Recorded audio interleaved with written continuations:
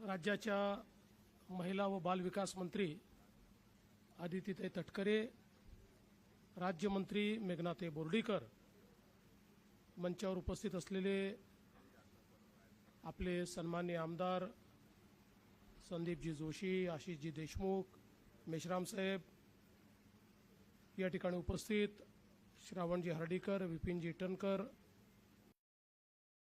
गुंडे madam आणि विशेषतः या विभागाचे सचिव श्री अनूप कुमार यादवजी, या ठिकाणी उपस्थित सर्व मान्यवर आणि उपस्थित सर्व माझ्या लाभार्थी भगिनींनो, मला अतिशय आनंद आहे की पिंक ई रिक्षा ही जी योजना विकास या विभागाच्या माध्यमातून नागपूर पहिल्या टप्प्याचं वितरण हे आपण करतो आहोत।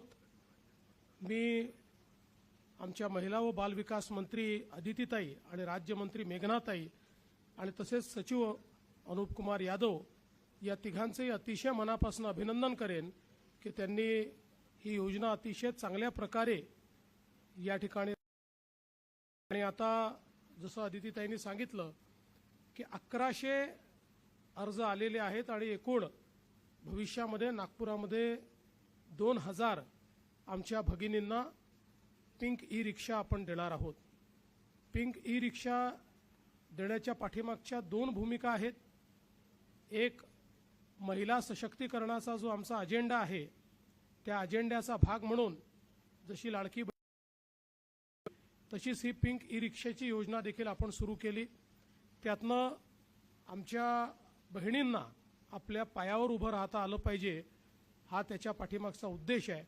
आणि त्याचसोबत महिलांना, विशेषतः ज्या कामकाजी महिला आहेत यांना प्रवास करताना सेफ वाटलं पाहिजे, सुरक्षित दृष्टीने त्यांना एक अतिशय सेफ ऑप्शन म्हणून आमच्या भगिनीच ज्या रिक्षा ऑपरेट करतात अशा रिक्षा त्या ठिकाणी जर वापरता आल्या तर अनेक वेळा जी काही एक मनात भीती असते किंवा सुरक्षिततेच्या संदर्भात एक प्रश्न असतो तो राहणार नाही। याही दृष्टीनं ही रिक्षा अत्यंत महत्त्वाची आहे। ही देखील अतिशय आनंदाची बाब आहे की ही रिक्षा GPS एनेबल्ड आहे। ही ई रिक्षा असल्यामुळे कुठलेही प्रदूषण करणार नाही आहे। याला गुलाबी रंग दिला, याचा वेगळेपणा हा उठून दिसणार आहे। त्यामुळे महिलांद्वारा महिलांकरता संचलित अशा प्रकारची रिक्षा, याचा अर्थ याच्यामध्ये पुरुषांनी बसू नये असं नाही आहे, सगळ्यांकरताच आहे, पण प्रामुख्याने महिलांकरता सेफ्टी म्हणून आपण ही जी काही ई रिक्षा आहे ती या ठिकाणी दिलेली आहे।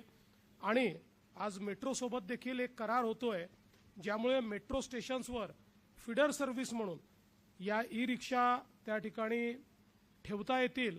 त्यातनं एक ॲश्युअर्ड अशा प्रकारचं रोजगार हा आमच्या भगिनींना या, आणि म्हणून मला असं वाटतं की अतिशय चांगला हा कार्यक्रम आहे।